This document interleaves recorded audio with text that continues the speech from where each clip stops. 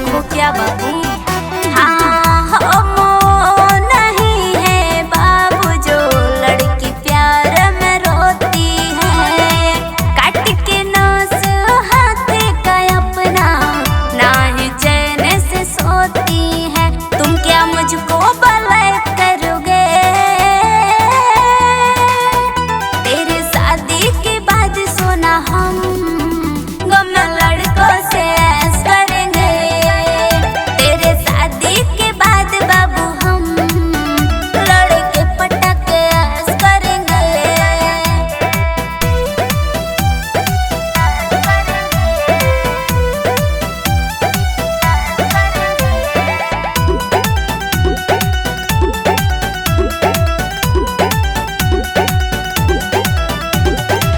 नहीं समझ पाई थी जो तेरे बातों में ये धोखा है, ऐसे बदल गए हो तुम जैसे मौसम बदलते देखा है। अरे कुछ तो शर्म किए होते। ओहो नहीं समझ पाई थी तेरे बातों में जो धोखा है, ऐसे बदल गए हो तुम जैसे मौसम बदलते देखा है। अब सबको हम साइड करेंगे।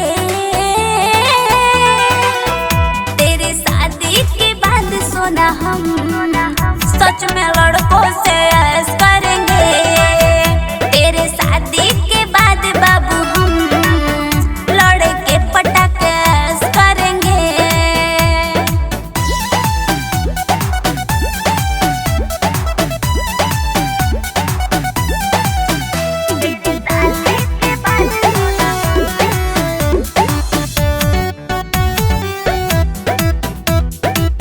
बंद नयन मोल शीतल दीवाना के लिए बस जीना है, जो ना हो किस्मत में अपने उसको हंस के खोना है।